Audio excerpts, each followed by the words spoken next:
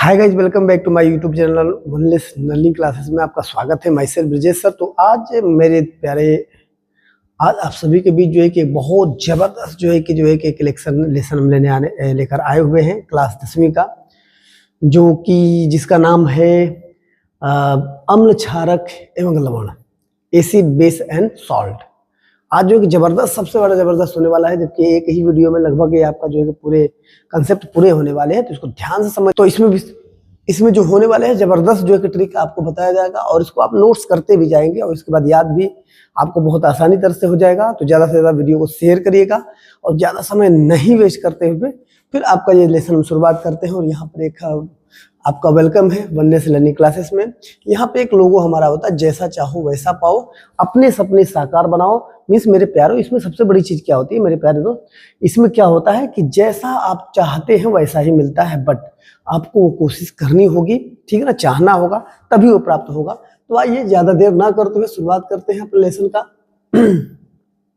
जिसका नाम है एक अच्छा 10वीं का जो है कि विषय है विज्ञान साइंस, पार्ट 2 है अम्ल, क्षारक एवं लवण, जिसके बारे में हम वर्णन करने वाले हैं। तो वीडियो को ज़्यादा से ज़्यादा शेयर करिएगा और जो चैनल पर नए होंगे शेयर सब्सक्राइब करना न भूलिएगा।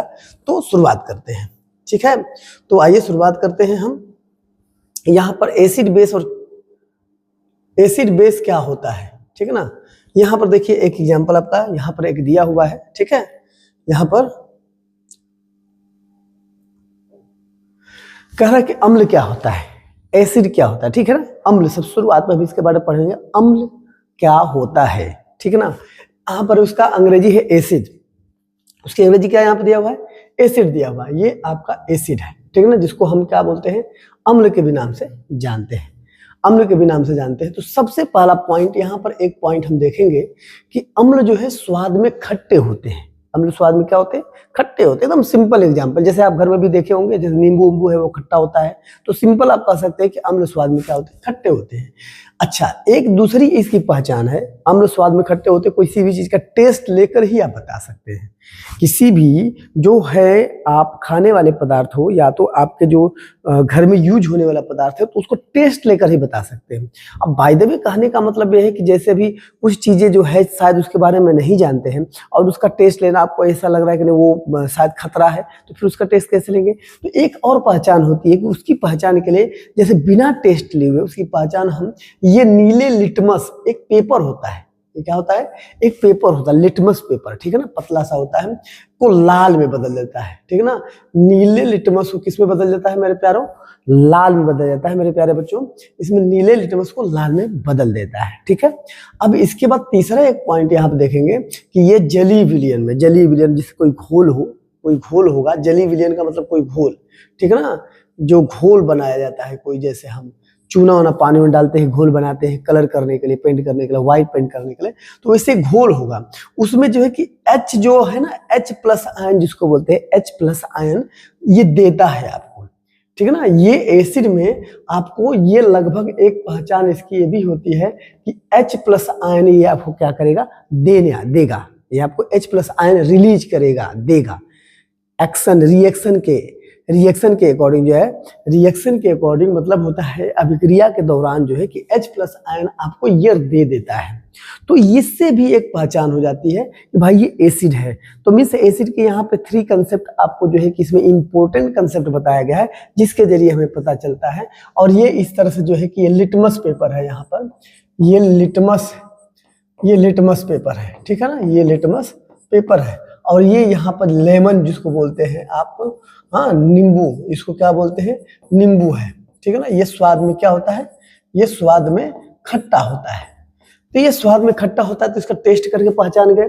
और दूसरा होता है कि यदि टेस्ट नहीं करते हैं तो हमारे पास लिटमस पेपर है, तब भी हम उसकी पहचान कर लेते हैं कि जब नीला को लाल कर देता है। और तीसरा हमारा कि ये जली विलियन में, जल के विलियन में कोई घोल यदि होगा तो उसमें जो है कि H+ आयन जब अभिक्रिया कराएंगे, रिएक्शन कराएंगे, तो आपको H+ आयन देगा। तो भी इस तरह से आप कह सकते हैं कि ये एसिड है, ठीक है ना, ये अम्ल है। आइए देखिए, इसमें HCl हाइड्रोक्लोरिक एसिड है, फिर H2SO4 है, CH3COOH सिट्रिक अम्ल, भी जो है ये आपके अम्ल के उदाहरण है, एसिड के उदाहरण है। ये याद कर सकते हैं आप डेफिनेशन देकर। यहाँ पर अब जिससे इसमें पढ़ेंगे कितने प्रकार के होते हैं। अब अम्लों के प्रकार पढ़ेंगे। तो अम्लों के प्रकार मेरे प्यारे जो यहाँ पर दिया होगा सांद्र अम्ल है। यहाँ पे सांद्र अम्ल है जिसमें अम्ल अधिक मात्रा में, जिसमें कह रहा है कि अम्ल अधिक मात्रा में, अम्ल जो है ये अधिक मात्रा में, जल अल्प मात्रा में होता है। याद रखिएगा, मतलब सांद्र अम्ल में क्या होता है, सांद्र अम्ल की बात करेंगे ना, सांद्र अम्ल जो होता है इसमें अम्ल जो होता है अधिक होता है। अम्ल क्या होता है, अधिक होता है। और जल जो होता है इसमें कम होता है। जल क्या होता है, कम होता है। बस यही आपका उदाहरण है। बहुत जबरदस्त डेफिनेशन परिभाषा है।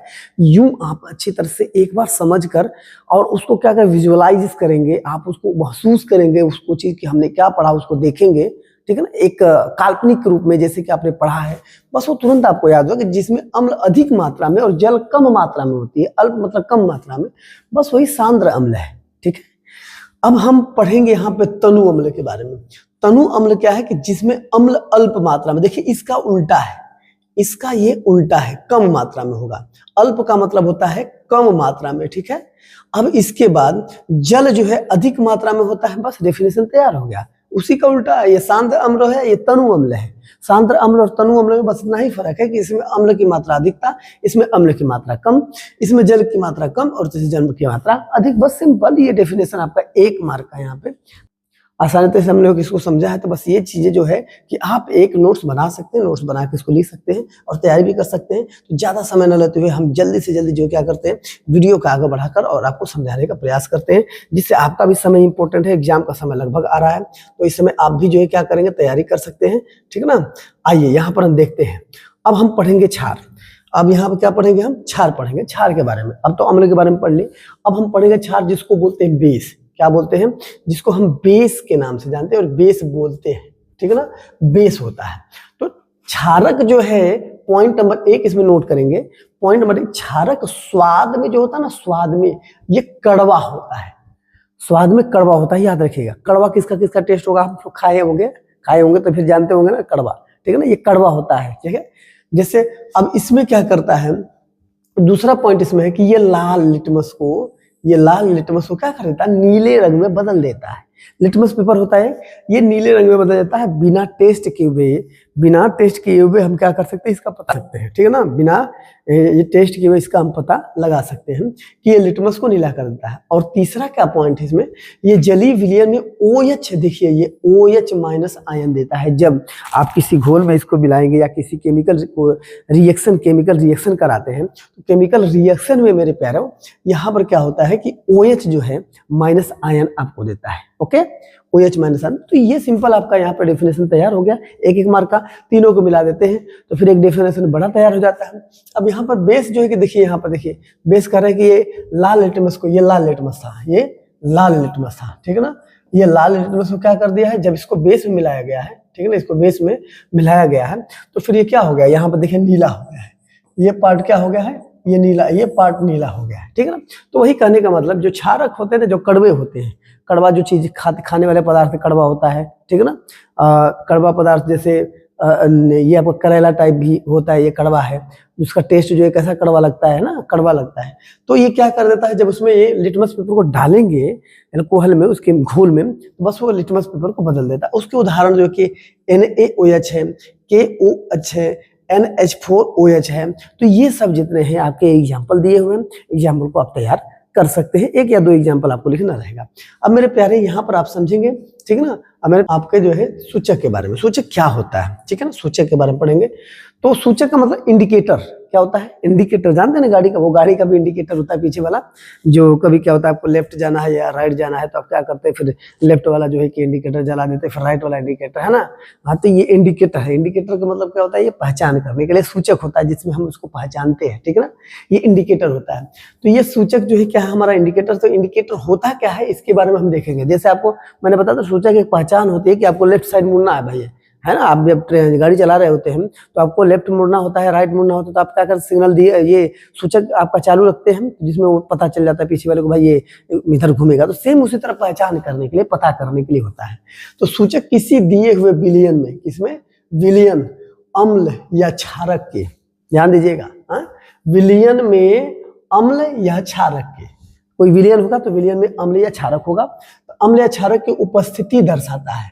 क्या दिखाता है? उपस्थिति दर्शाता है कि वो उसमें है, लेकिन वो कैसे है? तो इनका रंग किससे पता चलेगा? उसका रंग से पता चलेगा, गंध से पता चलता है। जैसे घर में कोई चीज अच्छी चीज बनती है, जब उसका स्मेल आता है तो हमारा मन खुश हो जाता है, वाह आज तो मेरे लिए बहुत जबरदस्त चीज बना है, मेरे खाने वाली चीजें बहुत फेवरेट मेरी जो चीजें हैं अच्छा बना हुआ है कि नहीं, आपका मन जो है उधर भागने लगता है। बस सेम उसका रंग और गंध से अम्लीय व क्षारक माध्यम में बदल जाता है। क्या होता है? अम्लीय या क्षारक माध्यम में क्या होता है? बदल जाता है। बस यही सूचक होता है। या सूचक का मतलब ये भी हम कह सकते हैं कि सूचक का मतलब जो सूचना देता है, या तो उसको उसके बारे में हमें बता देता है कि भाई ये अम्ल है, ये क्षार है। जैसे मान लीजिए लिटमस पेपर था, वो भी एक सूचक ही है। लिटमस पेपर सूचक है, टेस्ट करके भी उसको हम देख ले तो वो सूचक है। तो ये सब चीज जिसकी जानकारी हमें प्राप्त हो जाती है जिसके माध्यम से, बस वो सूचक कहलाता है। ठीक है ना? तो बस ये आप देखिए यहाँ पे डेफिनेशन इंपॉर्टेंट था, इसको आपने देखा। अब इसके बाद आप समझ चुके होंगे। फिर आगे बढ़ते हैं हम। यहाँ पर दिया सूचक 3 प्रकार के होते हैं। पहला जो होता है प्राकृतिक सूचक होता है, जिसको नेचुरल इंडिकेटर बोलते हैं। ठीक है, ये नेचुरल इंडिकेटर होता है जो प्रकृति के रूप में पाई जाती है, जिसको हम टेस्ट करके भी समझ सकते हैं। ठीक है ना, टेस्ट करके भी समझ सकते हैं, उसके रंगों से भी समझ सकते हैं। तो इस तरह से ये जो आपका दिया हुआ है यहाँ पर, ये नेचुरल इंडिकेटर है। दूसरा जो है कि यहाँ पर कृत्रिम दिया था, कृत्रिम संश्लेषित सूचक होता है, कृत्रिम और संश्लेषित सूचक होता है। ठीक है ना?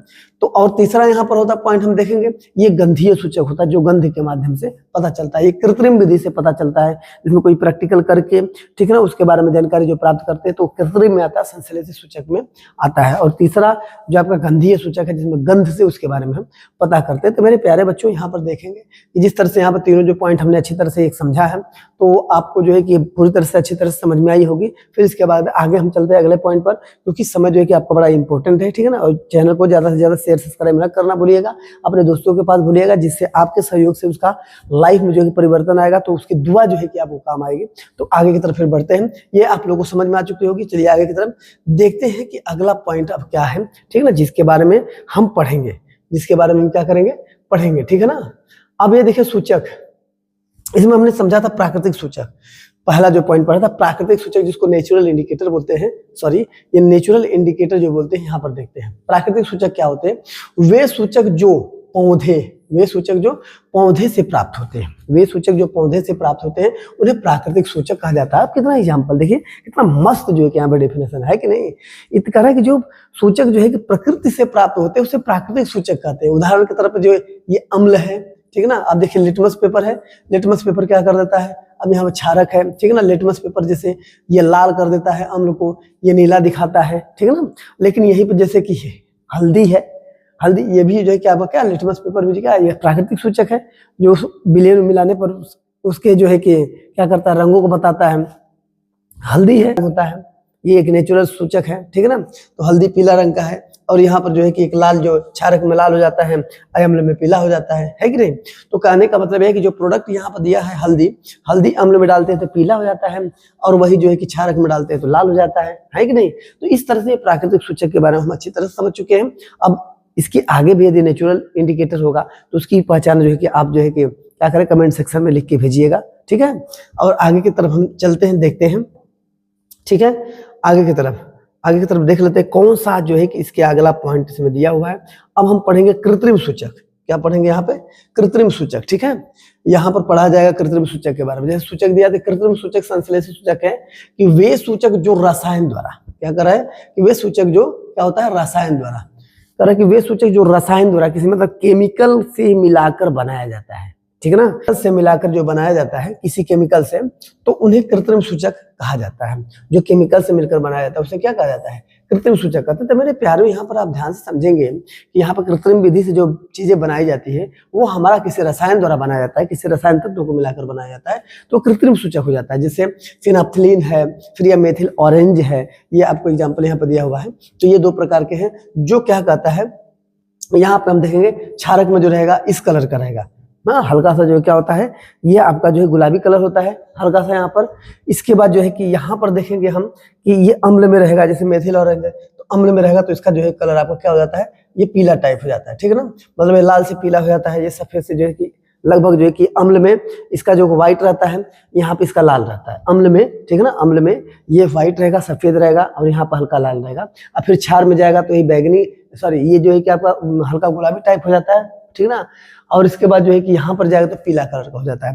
तो मेरे प्यारे यहाँ पर देखेंगे कि यदि किसी हम कृत्रिम सूचक में या तो रासायनिक तत्व में डालते हैं, रासायनिक में डालते हैं, तब इसका जो है कि रंग जो है कि क्षारक में अलग हो जाता है और अम्ल में अलग हो जाता है। तो ये आपको समझ में आ गया होगा ये पॉइंट। आगे की तरफ हम चलते हैं, देखते हैं कि अगला जो है हमारा स्टेप क्या है, अगला पॉइंट क्या है जो इंपॉर्टेंट होने वाला है। तो इसको देख लेते हैं, ये गंधीय सूचक के बारे में पढ़ लें। गंधीय सूचक जो कि देख लेते हैं हम, गंधीय सूचक क्या होता है, ठीक है ना। तो गंधीय सूचक का मतलब जो गंध के द्वारा प्राप्त होता है, जो गंध के माध्यम से हमें समझ में आता है, तो ये गंधीय सूचक होता है। अच्छा, जिन पदार्थों की गंध अम्लीय या क्षारक, जिन पदार्थों की जो गंध होती है अम्लीय या क्षारक होता है, जिन पदार्थों की गंध अम्लीय या क्षारक माध्यम में बदल जाए, ठीक है ना। जिन पदार्थों की जो गंध होती है, जो स्मेल जो महकता है ना, तो महकने वाला जो कहता है कि अम्लीय और क्षारक माध्यम में बदल जाता है, बस उसे गंधीय सूचक कहते हैं। एक नंबर का डेफिनेशन है, ये आपको याद हो जाएगा, ठीक है ना। कह रहा है कि जिन पदार्थों की जो गंध होती है या अम्लीय हो जाए या क्षार हो जाए, अम्लीय हो जाए या क्षारक हो जाए, बस बदल जाता है, बस इसी को हम क्या कहते हैं, गंधीय सूचक कहते हैं। तो एक सिंपल उदाहरण यहाँ पर आसानी से हम समझ सकते हैं। यहाँ पर पहला जो पॉइंट यहाँ पर दिया है प्याज का रस जो होता है, दूसरा यहाँ पे दिया वेनिला होता है, और तीसरा जो है कि लौंग का तेल होता है। लौंग का तेल आपने बहुत प्रयोग किया होगा, लौंग का तेल बहुत जो है कि हेल्दी के लिए इंपॉर्टेंट होता है, ठीक है ना। लौंग जैसे कि बहुत काम आता है, ठीक है नहीं। अब यहाँ पे देखते हैं प्याज का रस जो अम्ल में तीक्ष्ण गंध करता है, बहुत तेज गंध करेगा, है ना, बहुत तेज महकेगा वो, ठीक है ना। किसमें, जब अम्ल में हम डालते हैं, तो अम्ल में डालते हैं, इसमें मिलाएंगे इसको, तब ये क्या होता है, तीक्ष्ण गंध देता है। और जबकि क्षारक में इसको डाल जाए तो कोई गंध ही नहीं देता है। क्षारक में यदि इसको मिला दो कोई गंध आपको नहीं देता है। अब प्याज का रस हो गया। वेनिला जो होता है ये अम्ल में समान रूप से रहता है, समान रूप से, ज्यादा कोई नहीं।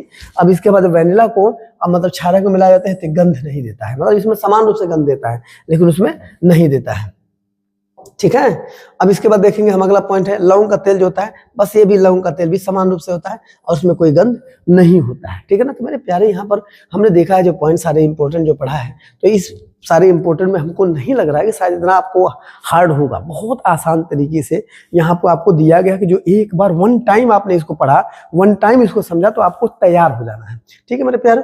तो आइए हम आगे की तरफ बढ़ते हैं और देखते हैं कि अगला पॉइंट क्या इंपॉर्टेंट है, ठीक ना। इसको आगे तरफ जल्दी जल्दी पढ़ते हुए हम लोग समझते चलते हैं, ठीक है। तो अब पढ़ेंगे अम्ल क्षारकों को रासायनिक गुण। अब क्या पढ़ेंगे, अम्ल क्षारकों के रासायनिक गुण पढ़ेंगे, इसके रासायनिक गुण क्या होते हैं, ठीक है ना। अम्ल क्षारकों के रासायनिक गुण के बारे में पढ़ लेते हैं, ठीक है।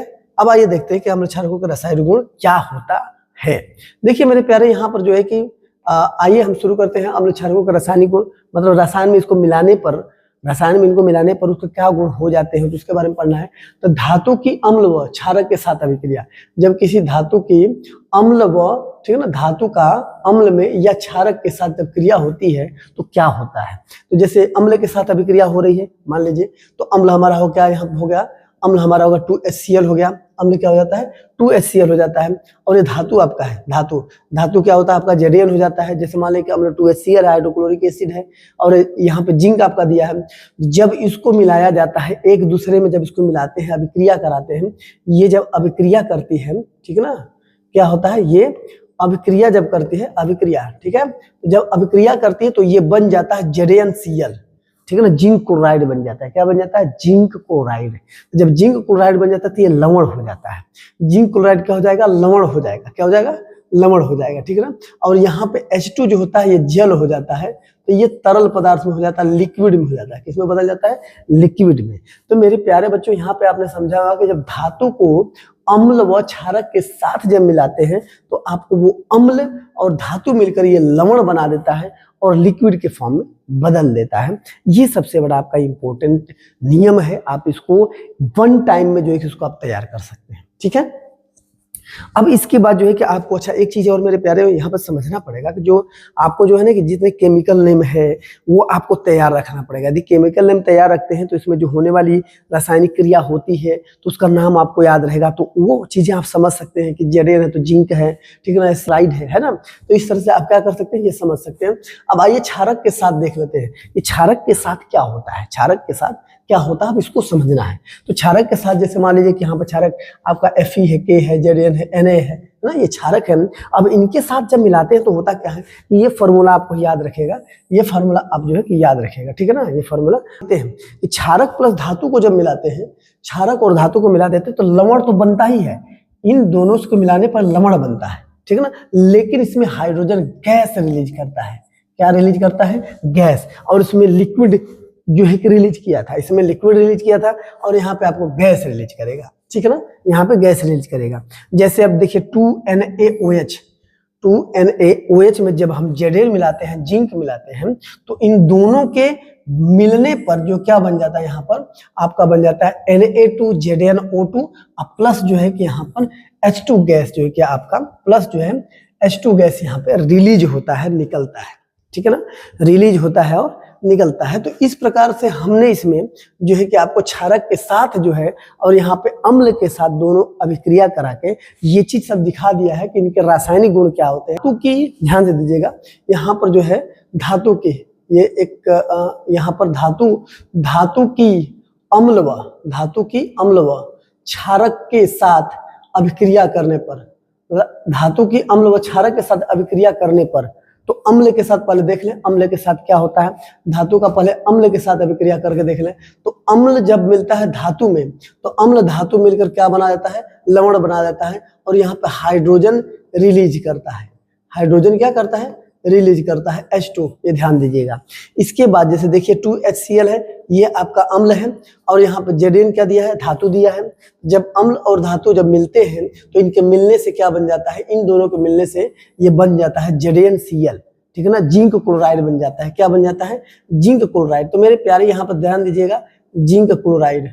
आप जो है कि इसमें आपका जो है कि एलिमेंट जो नाम होता है, एलिमेंट नाम, ठीक है ना, ये तत्वों के नाम को आपको याद रखना पड़ेगा। और यहाँ पे हाइड्रोजन जो है क्या करता है, ये रिलीज करता है। हाइड्रोजन क्या करता है, रिलीज करता है। तो ये आपका गुण हो गया कि मतलब जब अम्ल और धातु मिलाते हैं तो लवण और क्या बन जाता है, हाइड्रोजन बनता है, ठीक है।